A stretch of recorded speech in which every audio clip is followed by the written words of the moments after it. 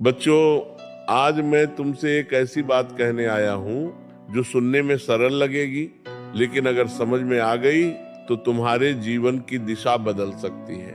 तुम कहते हो महाराज जी, पढ़ा हुआ याद नहीं रहता। मैं कहता हूं तुम्हें याद नहीं रहता या तुमने याद रखने की अवस्था ही नहीं बनाई। ध्यान से सुनना, क्योंकि आज जो बात समझ में आ गई तो तुम खुद पर शक करना छोड़ दोगे। सबसे पहले एक भ्रम तोड़ दो, तुम्हारा दिमाग कमजोर नहीं है। अगर दिमाग कमजोर होता तो तुम बोलना नहीं सीख पाते, चलना नहीं सीख पाते, लोगों को पहचानना नहीं सीख पाते। जिस दिमाग ने ये सब सीख लिया वो पढ़ाई क्यों नहीं सीख सकता? समस्या दिमाग में नहीं है, समस्या उस मन में है जो एक जगह टिकता ही नहीं। तुम किताब खोलते हो लेकिन मन कहाँ होता है? थोड़ा किताब में, थोड़ा मोबाइल में, थोड़ा किसी इंसान में, थोड़ा डर में, थोड़ा भविष्य की चिंता में, और फिर कहते हो याद नहीं रहता। अरे जो चीज पूरी तरह पढ़ी ही नहीं गई वो याद कैसे रहेगी? तुम पढ़ते नहीं हो, तुम बस देख लेते हो। शब्द आंखों से गुजर जाते हैं लेकिन मन तक पहुंचते ही नहीं, और जो मन तक नहीं पहुंचा वो स्मृति कैसे बनेगा? याद रखना, ज्ञान दिमाग में नहीं ठहरता, ज्ञान मन में ठहरता है, और मन तब तक स्थिर नहीं होता जब तक तुम उसे स्थिर करना नहीं सीखते। अब एक बात और सुनो, तुम लोग पढ़ते समय जल्दी में रहते हो जैसे कोई दौड़ चल रही हो। ये भी खत्म करना है, ये भी याद करना है, ये भी सिलेबस में है, लेकिन दिमाग मशीन नहीं है। उसे समय चाहिए, उसे ठहराव चाहिए।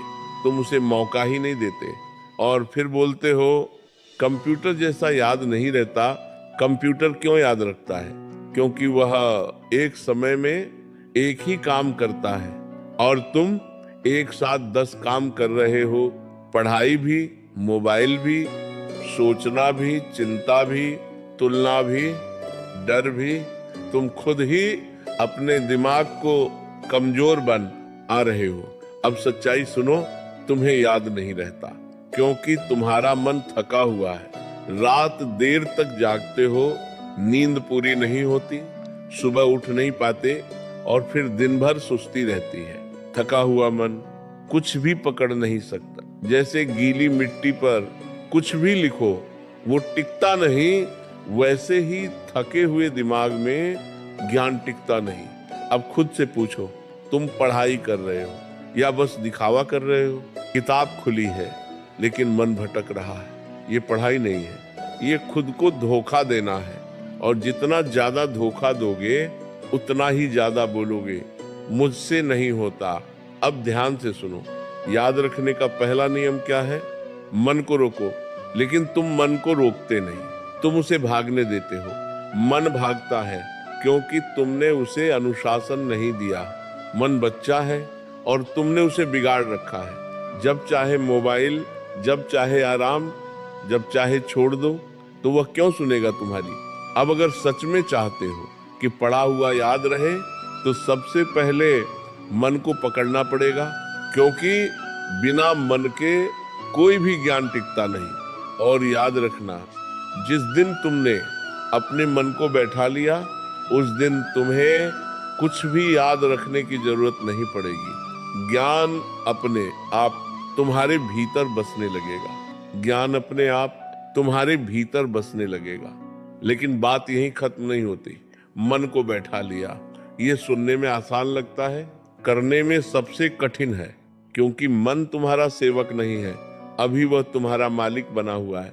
तुम कहते हो आज पढ़ेंगे, मन कहता है थोड़ी देर बाद, और तुम मान लेते हो।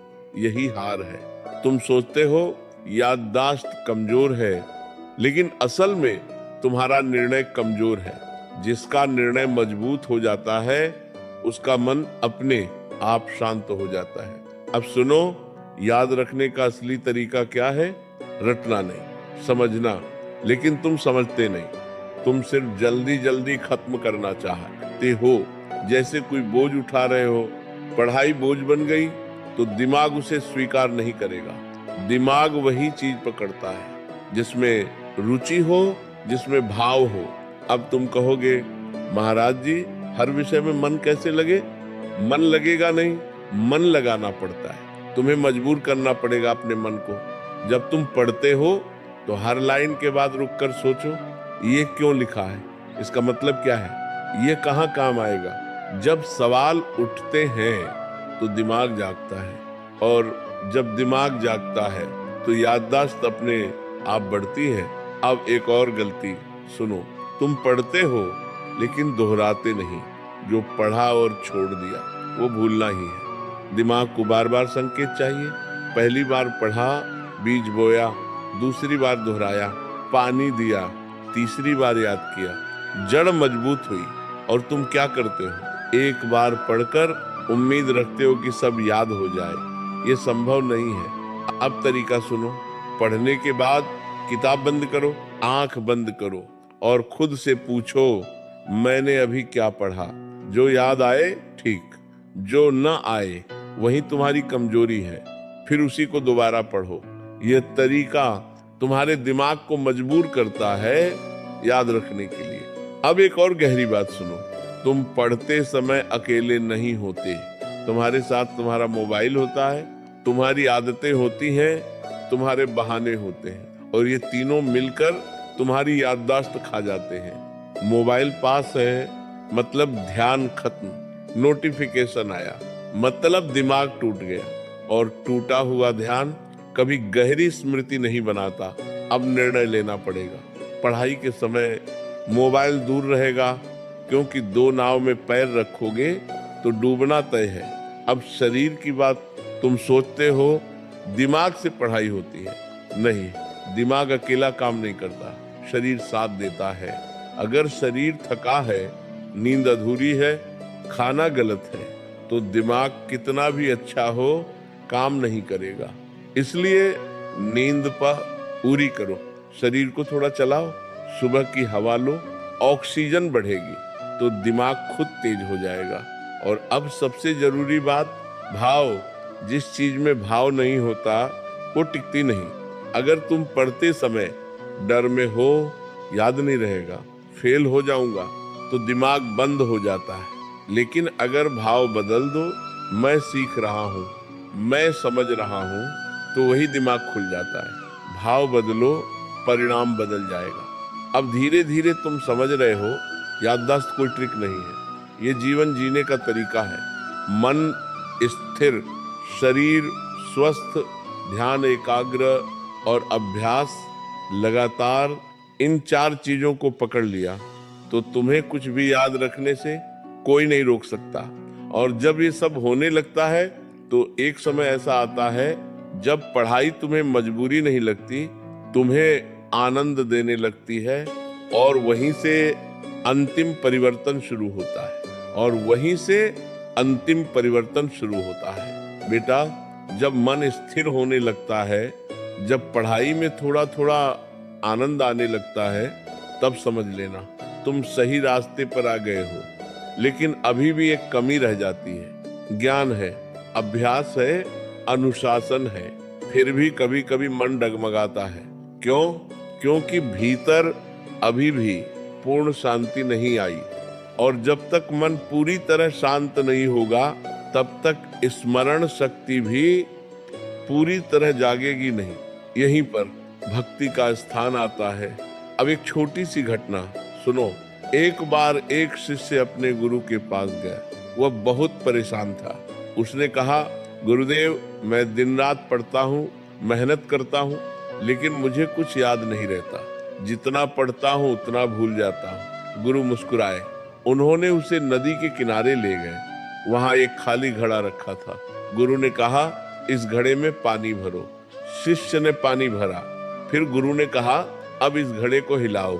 शिष्य ने हिलाया, पानी हिलने लगा, लहरें उठने लगी। गुरु ने पूछा, क्या अब तुम इस पानी में अपना चेहरा साफ देख सकते हो?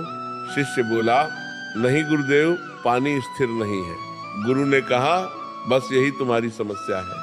तुम्हारा मन भी इसी पानी की तरह है, हर समय हिलता रहता है, विचारों से, डर से, मोबाइल से, तुलना से, और तुम चाहते हो कि उसमें ज्ञान साफ दिखे। शिष्य चुप हो गया। गुरु ने फिर कहा, अब इस घड़े को कुछ देर स्थिर रहने दो। कुछ समय बाद पानी शांत हो गया। गुरु ने कहा, अब देखो। शिष्य ने देखा, अब उसका चेहरा साफ दिखाई दे रहा था। गुरु बोले, जब मन शांत होगा तभी ज्ञान टिकेगा। और मन शांत कैसे होगा? भक्ति से, श्रद्धा से, नाम स्मरण से। बेटा, तुम पढ़ाई को सिर्फ मेहनत समझते हो, लेकिन पढ़ाई केवल मेहनत नहीं है, ये साधना है। और साधना बिना भक्ति के अधूरी है। इसका मतलब ये नहीं कि तुम दिन भर भजन ही करो। मतलब इतना है, पढ़ाई से पहले 2 मिनट रुक जाओ, आंख बंद करो और मन में कहो, हे प्रभु, मेरे मन को शांत कर दो, मेरी बुद्धि को साफ कर दो। जो मैं पढ़ूं वह मेरे भीतर बस जाए। बस इतना कर लो, फिर देखना जो पहले 1 घंटे में भी याद नहीं होता था, वह अब कुछ ही समय में बैठने लगेगा। क्योंकि अब तुम अकेले नहीं पढ़ रहे होगे, तुम्हारे साथ तुम्हारा स्थिर मन होगा। और जहां मन स्थिर हो जाता है वहीं ज्ञान टिक जाता है। अब अंतिम बात सुन लो। तुम बार बार कहते हो मुझसे नहीं होता। आज से यह वाक्य बदल दो। आज से बोलो, मैं सीख रहा हूं। क्योंकि जो सीखने पर आ गया उसे कोई नहीं रोक सकता। और याद रखना, तुम्हारा दिमाग कमजोर नहीं है, तुम्हारी दिशा कमजोर थी, अब दिशा मिल गई है। अब बहाना मत बनाना, अब डर मत दिखाना। अब बस एक काम करना, बैठना, रोज बैठना, मन हो या ना हो बैठना, धीरे धीरे, मन हो या ना हो बैठना, धीरे धीरे। तुम खुद हैरान हो जाओगे, ये वही मैं हूँ जिससे कुछ याद नहीं रहता था। और उस दिन तुम्हें समझ आ जाएगा, ज्ञान रटने से नहीं आता, ज्ञान स्थिर मन में उतरता है। अब उठो, अपने भीतर के शोर को शांत करो, अपने मन को साधो और पढ़ाई को बोझ नहीं, अपनी साधना बना लो। ईश्वर तुम्हें स्थिरता दे, तुम्हारी बुद्धि को तेज करे और तुम्हें उस स्थान तक पहुंचाए जहां तुम खुद पर गर्व कर सको।